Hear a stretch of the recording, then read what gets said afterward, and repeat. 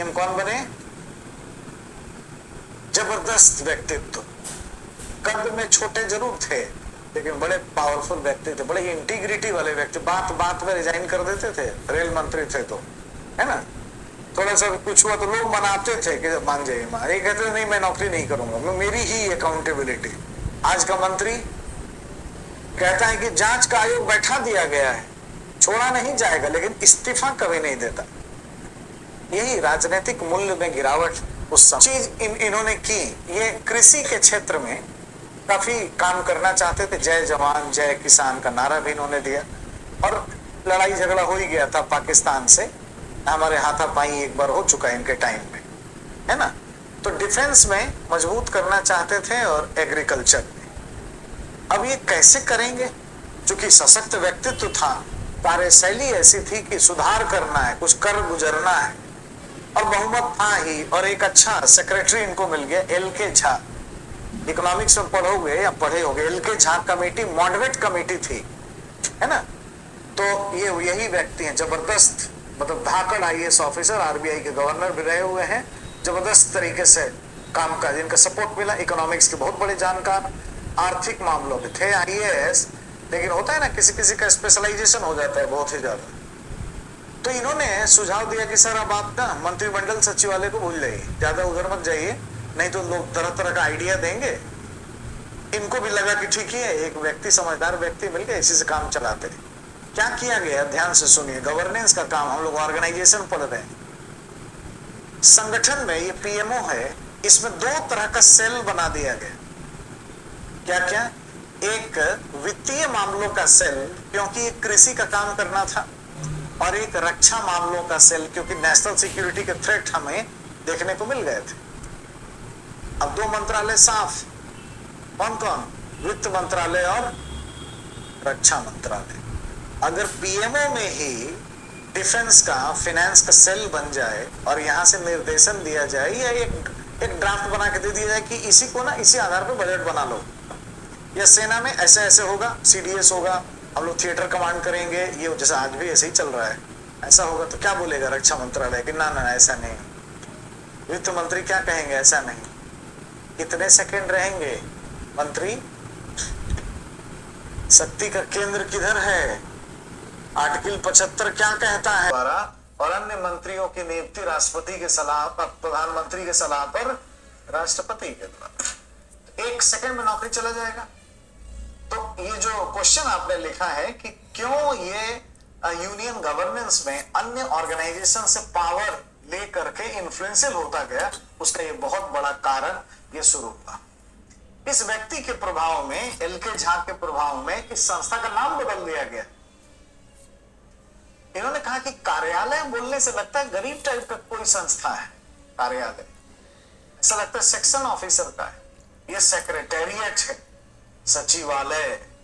अंग्रेजी राज में उसमें बड़े बड़े गोरे अधिकारी बैठ के दमनकारी नीतियां चलाए हैं, गोली उली मरवाए हैं, तो लगे सचिवालय में बड़े लोग बैठते हैं, ये सचिवालय है जी, तो नाम इसका क्या कर दिया गया?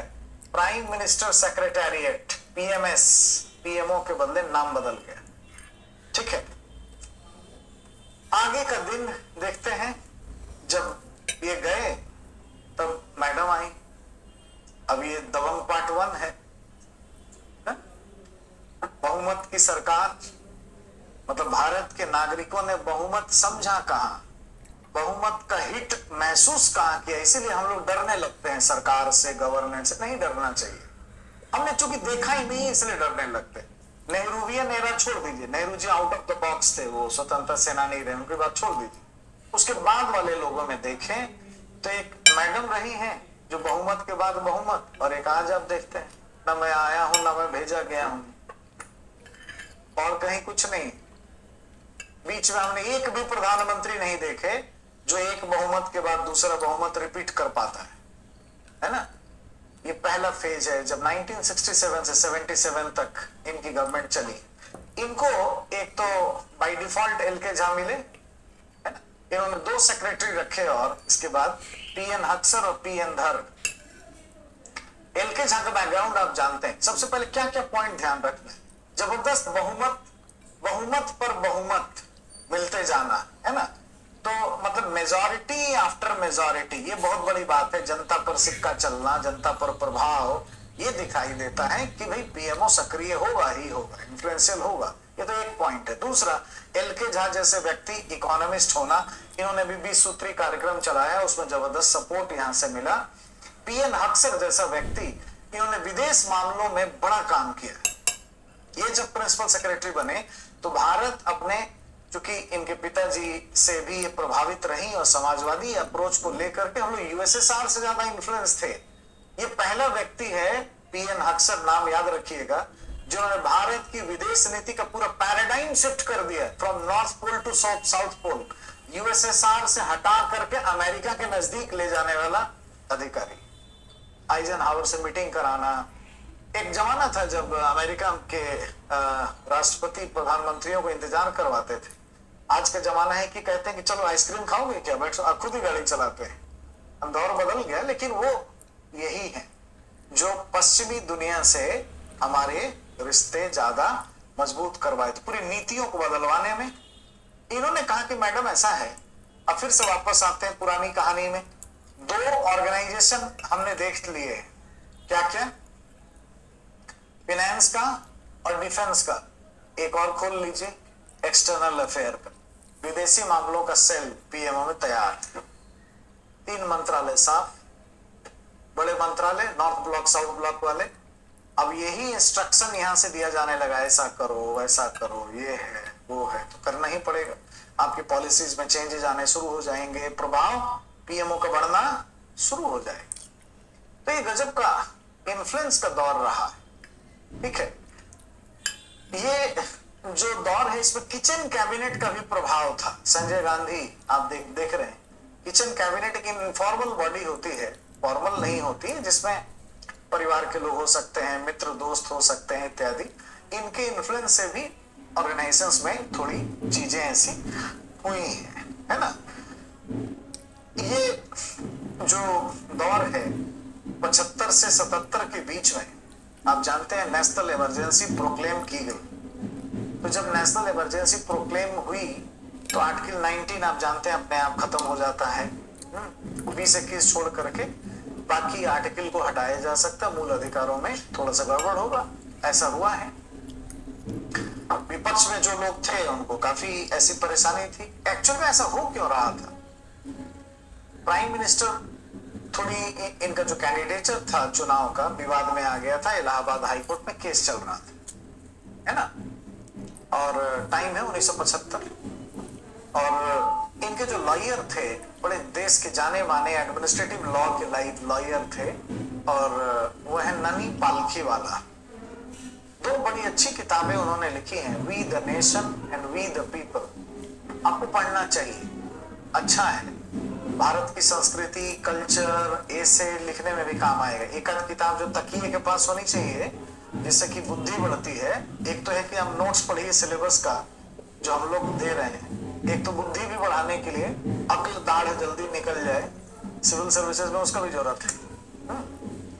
तो जब आप पढ़ेंगे तो उसमें बहुत अच्छी कहानियां, अच्छी चीजें आपको मिलेंगी भारतीय संस्कृति के लिए भी। उन्होंने स्टोरी बताई हुई है, और ये वही वकील है ननी पालखी वाला जिन्होंने केशवानंद भारती केस लड़ा था, जिसके मतलब 24 अप्रैल 1973 को जो डिसीजन सुप्रीम कोर्ट का हुआ है, उससे doctrine of the basic structure का कॉन्सेप्ट हम लोग जानते हैं। तो केस लड़ने वाला व्यक्ति ननी पालखी वाला इंदिरा जी के वकील थे, वो इलाहाबाद से लड़के आए थे। 24 जून का दिन है, 24 जून 1975 की शाम। तो मैडम से मिलते हैं, कहते हैं कि आप जो सोच रही हैं वो मत करिएगा। हवाएं तो उठ गई थी, इमरजेंसी डिक्लेयर हो सकती है। इमरजेंसी डिक्लेयर होगी तो क्या होता है, चुनाव की जरूरत ही नहीं पड़ता। लोकसभा का टाइम 1-1 साल के आधार पर इनफाइनाइट टाइम तक बढ़ाया जा सकता है। बढ़ा दिया 75 से 76, 76 से 77। तो कहे कि आप ये मत करिएगा, आप चुनाव मतलब आपका जीत जाएंगे, आपको टेंशन नहीं। क्योंकि अगर चुनाव हो गया, अगर आपका कैंडिडेचर ही गड़बड़ है तो पीएम कैसे बनोगे, दिक्कत है। तो यही बोल करके एयर इंडिया में बैठ के मुंबई जा रहे थे। वो पारसी हैं, पारसी लोग मुंबई में रहते हैं, ननी पालखी वाला। उनके बगल में एक साधु बैठा हुआ था जो उन्होंने अपनी किताब में लिखी है, we the nation we the people. एक सेफ्रॉन पहना हुआ है ना, गेरुआ वस्त्र में एक साधु महात्मा बैठे थे। तो पहला नजर में उनका आइडियोलॉजी गड़बड़ हो गया, कहाँ सीट मिल गया। यही होता है, आम आदमी यही सोचता है जो पढ़ा लिखा होता है कि ना गड़बड़ है। वो साधु बैठा ही नहीं था, बोल भी रहा था कुछ। उसने कहा कि 24 घंटे के अंदर मैडम जो है बहुत शक्तिशाली बन जाएंगी और इमरजेंसी लागू हो जाएगी। इनको और गुस्सा आ रहा था, देखते इसको क्या पता कि बगल में कौन बैठा है। प्रधानमंत्री बिना हमसे पूछे हुए चाय नाश्ता भी नहीं करती है। अभी मैं समझा के आया हूं कि नहीं करना, और ये कह रहा है कि हो जाएगा। तो है ना कि थका हुआ व्यक्ति ये सब सुन रहा है तो उसको गुस्सा आ रहा होता है। फिर उसने कहा कि गृह मंत्री वाईबी चौहान 2-3 महीने में मर जाएंगे, तो पीएम का सपना देख रहे हैं। एक और कुछ था, मुझे ध्यान नहीं आ रहा। तीसरा एक और उसका पॉडकास्ट था ऐसे। तीनों बात सुन करके ये चिढ़ गए थे एकदम। उन्होंने किताब में लिखा है, प्रीफेस में ही लिखा हो, जाके लैंड किया एयर इंडिया, जाके घर में सो गए, सो के उठ के टीवी ऑन किए तो इमरजेंसी डिक्लेयर थी। आप जानते हैं 25 जून 1975 को इमरजेंसी डिक्लेयर हो गई। मैडम को समझना आसान थोड़ी था, इमोशनल इंटेलिजेंस की मास्टर थी वो, ठीक है। तो दूसरा ये वाईबी चौहान का डेथ भी हो गया। तीसरा भी जो मुझे याद नहीं आ रहा है वो भी हो गया। आप पढ़िएगा किताब तो आपको मिलेगा। और तब जाके वो व्यक्ति हेलीकॉप्टर लेके ढूंढना शुरू की कि साधु कहाँ का था। वो कर्नाटक के किसी मठ का था जो कभी मिला नहीं उसके बाद। तो उन्होंने कल्चर के बारे में लिखा है, इंडियन एस्ट्रोलॉजी के भी बारे में लिखा है। बहुत जबरदस्त बातें उन्होंने की है ऐसी, ठीक है। और ये बताया है कि कुछ लोगों ने बिगाड़ दिया इन सब विधाओं को, वरना ऐसी भी चीजें होती। तो एक ये फेज है जिसमें इन्फ्लुएंस बहुत रहा है पीएमओ का। उसके 2-3 कारण उठाना है, बहुमत, एलके झांका होना और अक्सर साहब का एक नया यहाँ पर बना दे। समय बदली और मोरारजी देसाई ये आ गए। अब ये गठबंधन की सरकार है 77 के बाद, जनता परिवार। अब देखिए इनकी भी कहानी है, इनका भी एक बायोग्राफी है, इनकी जीवनी है। इन्होंने खुद उसमें कहानी लिखी। इनको भी एक साधु जी मिले थे। एक नारी साधु होते हैं, आप लोग जानते होंगे सर, अगस्त ऋषि ने कुछ लिखा है। ऐसी मान्यता है, दक्षिण भारत में ज्यादा चलता है कि अगले 5 लाख सालों तक जो भी जीव जंतु है सबके बारे में लिखा हुआ है। तो यहाँ पे ऐसा कुछ करते हैं वो लोग, छाप लेते हैं और ताम्र पत्र ढूंढते हैं, अगर मिल गया तो सब बता देते हैं। इनका मिल गया था, इन्होंने अपनी किताब में लिखा है बायोग्राफी में। मेरी कोई कहानी नहीं है, इन्होंने सच्ची कहानी अपने खुद की बायोग्राफी में लिखी। तो उसमें साधु ने कहा कि आप ना प्रधानमंत्री बनेंगे। ऐसे दिन में जब जेल जाने के दिन थे, यानी 75 से 77 वाला टाइम चल रहा था, जब मैडम की छवि चल रही थी, तब है ना विपक्ष परेशान था और किसी भी तरीके से मुश्किल था।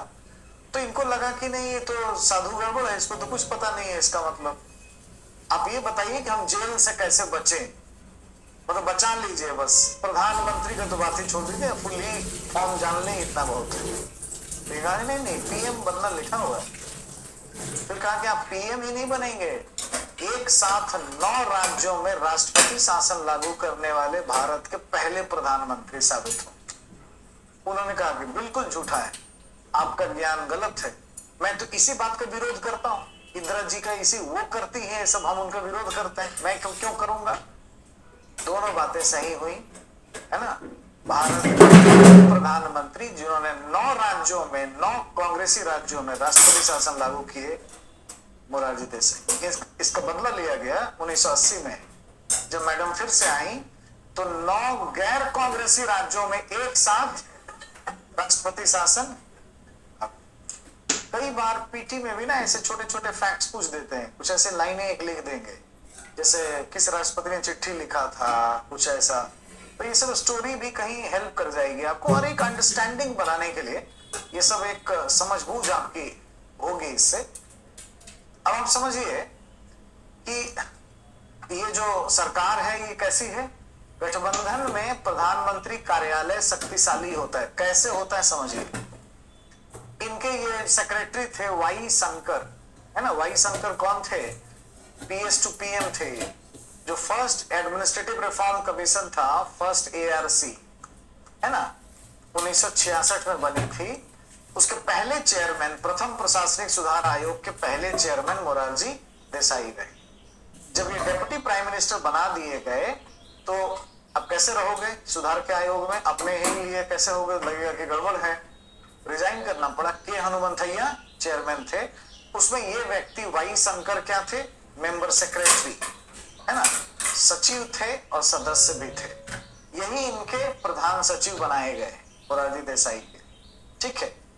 और इन्होंने तो कोई बहुत शक्तियों का केंद्रीकरण नहीं करवाया, लेकिन गठबंधन में दो प्रिंसिपल है, इसका ध्यान रखिएगा, ध्यान से सुनिए।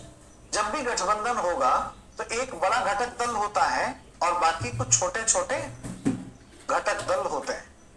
छोटे घटक दल का सहयोग और विरोध दोनों होता है। और गठबंधन में प्रधानमंत्री कमजोर होते क्योंकि सत्ता एक से अधिक ध्रुव उसके बन जाते, ये गुट वो गुट, है ना, गुट गुट बन जाता है, अंदर अंदर चलता रहता। पीएम कमजोर होते हैं गठबंधन, आज भी गठबंधन ही है, लेकिन अलग बात यह है कि जो बड़ा घटक दल है भारतीय जनता पार्टी, उसके पास बहुमत है। छोटे घटक दल को नेगोशिएट करने का अवसर नहीं मिलता है, ज्यादा दबाव डालोगे तो नमस्ते बोल देंगे, यही हुआ है बहुत बार, है ना।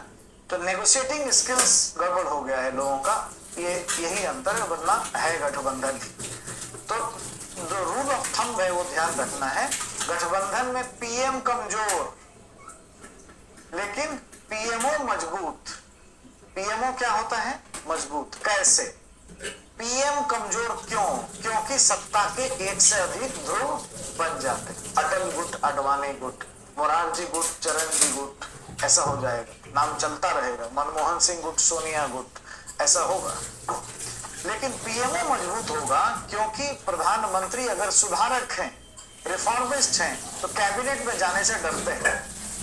कैबिनेट में जाओगे तो उसमें जो घटक दल है अलग अलग तरह का आइडिया देंगे, पैर खींचेंगे, तो अच्छा है कि कैबिनेट की मीटिंग ही मत करो या कैबिनेट को बुला लो पीएमओ में।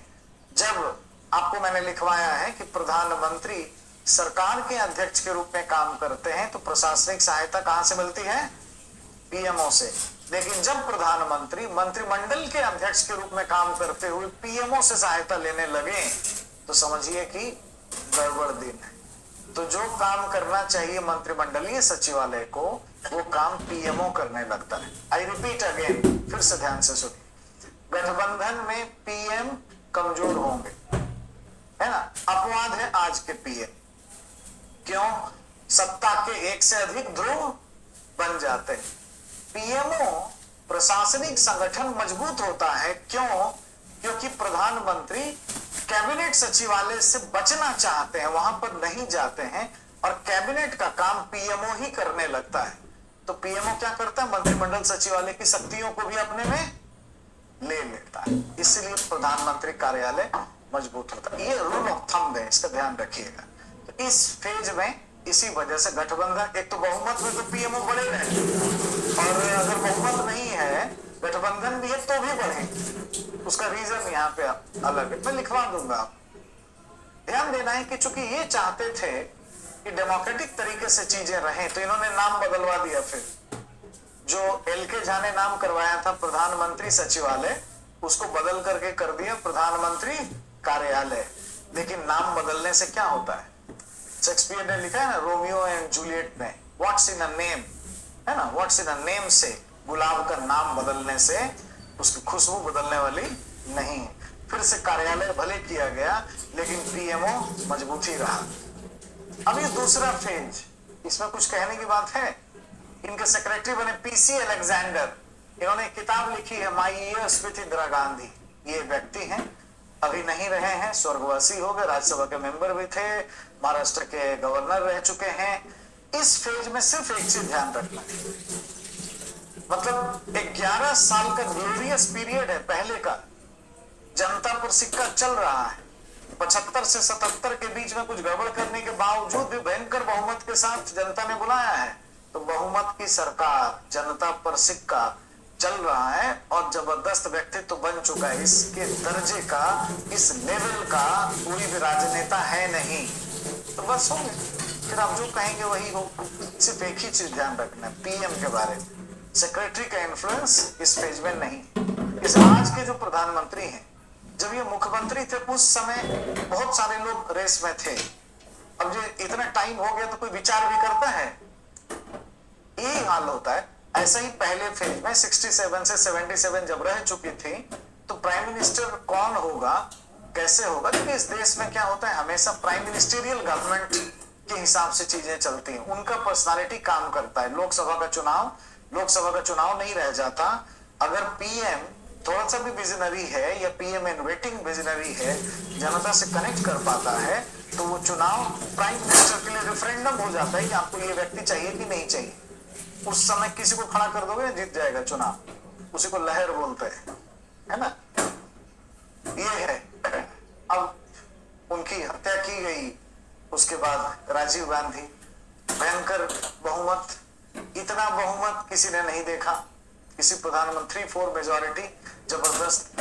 और ऐसे व्यक्ति इनको मिल गए। बीजी देशमुख को इन्होंने सेक्रेटरी बनाया। एक तो सरला अग्रवाल थी, मध्य प्रदेश काडर के आईएएस ऑफिसर, और दूसरे ये थे। बहुत अच्छी किताब इन्होंने लिखी है बीजी देशमुख ने, ए कैबिनेट सेक्रेटरी लुक्स बैक।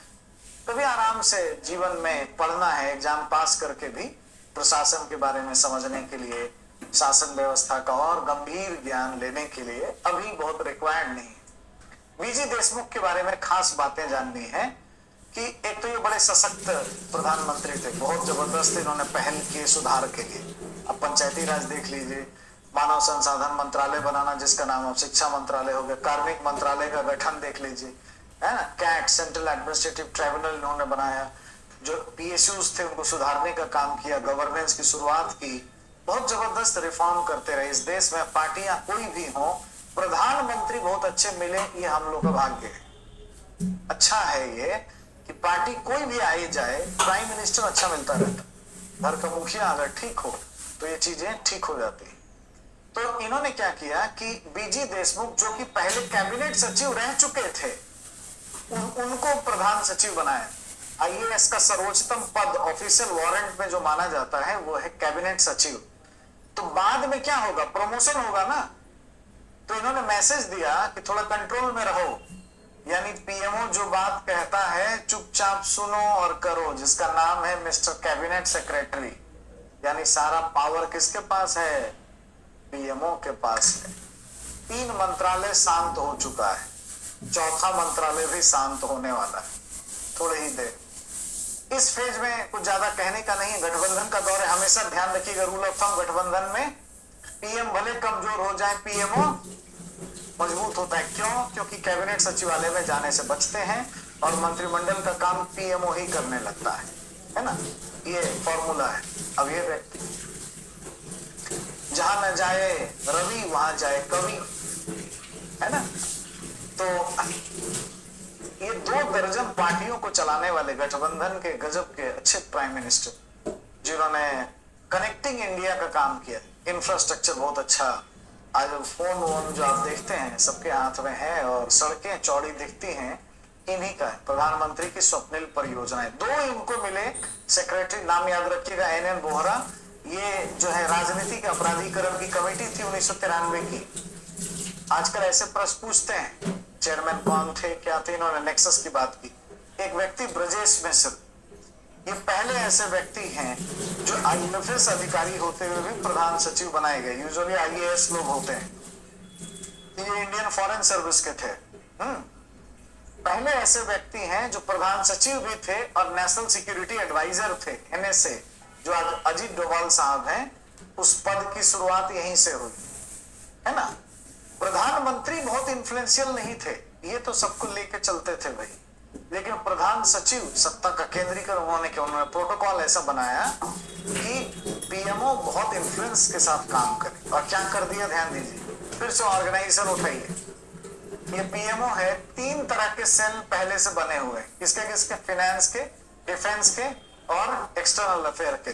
जैसे गांधीनगर में अटैक हुआ, है ना, और उसके बाद एक ब्लैक कैट कमांडो उसमें मारा गया था, एनएसए का पद बना, ये खुद उसके चेयरमैन बन गए और एक नया यहाँ पे सेल डेवलप हो गया पीएमओ में। वो क्या था, गृह मामलों का, है ना। यानी गृह मंत्रालय का भी शक्ति इधर। अब क्या बचता है फिर? अब बाकी कोयला मंत्रालय, फलाना ढिमका, ये सब मंत्रालय है कोई? नॉर्थ ब्लॉक साउथ ब्लॉक अगर आपके पॉकेट में हो गया तो खत्म हो जाता है ना? एक बार गवर्नेंस में जो सिस्टम डेवलप हो जाता है वही चलता है। अब अगर गृह मंत्री बचपन का दोस्त ही क्यों ना हो, अगर पीएमओ कहेगा कि ये करिए, क्या बोलोगे? सोच रहे हैं? अजनबी बनने में देरी नहीं लग सकता है। ये फेज, ये कंफ्यूजन है। लोगों को लगता है कि कमजोर प्राइम मिनिस्टर, बहुत ही सशक्त प्राइम मिनिस्टर थे। हमेशा ध्यान रखिए, गठबंधन में पीएमओ मजबूत होता है ना, जबरदस्त रिफॉर्म किए। संजय बारू की किताब पढ़ सकते हैं, फिल्में आई हुई हैं, देख सकते हैं। Decisive prime minister. गुटबाजी होगी, गठबंधन होगा तो पीएम कमजोर दिखेंगे, लेकिन पीएमओ मजबूत होगा, देश का भला हो जाता है इससे। अगर सुधारक प्राइम मिनिस्टर है तो ऐसा होता है। दो इन्होंने बनाए, टीके नायर पंजाब कैडर के आईएएस ऑफिसर थे, फाइनेंस के बड़े ज्ञाता थे। पुलक चैटर्जी वेस्ट बंगाल के, ये भी बहुत बड़े इकोनॉमिक्स के समझदार। क्योंकि प्रधानमंत्री ही अर्थशास्त्री है, रिफॉर्मिस्ट है, गठबंधन की सरकार है। गठबंधन में क्या रूल ऑफ थंब है? पीएम भले कमजोर हो, पीएमओ मजबूत होगा, तो हो जाता है। अब ये फेज में क्या कहें? कुछ कहने के लिए है नहीं, ना मैं आया हूं ना मैं भेजा गया हूं। आज रात के 12 बजे से कुछ भी हो सकता है। क्या क्या रीजन है भाई? जबरदस्त प्रधानमंत्री में ही एनर्जी है, कार्यकुशलता के धनी है, चुनाव जीतने की मशीन जैसे है। ऐसे 2-3 लोग देखे हुए हैं देश ने। एक नेहरू जी को देखा है, उसके बाद अभी देखा है। जैसा अभी गुजरात का चुनाव होने वाला है, पहले होता था कि कोई प्राइम मिनिस्टर कैंडिडेट नहीं है, लोग कहते हैं। पहले भी नहीं होता था, नेहरू जी जाकर जितवा लेते थे।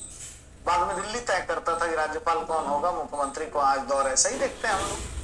बहुमत पर बहुमत रिपीट करने वाली इंदिरा गांधी के बाद दूसरे प्रधानमंत्री, और काम करने का एनर्जी ऐसा कि सुबह 8 ही बजे से बैठ गए बायोमेट्रिक लगा के, और बाकी सेक्रेटरी आके लगा रहे हैं लेट, देर रात तक बैठे ही हुए हैं।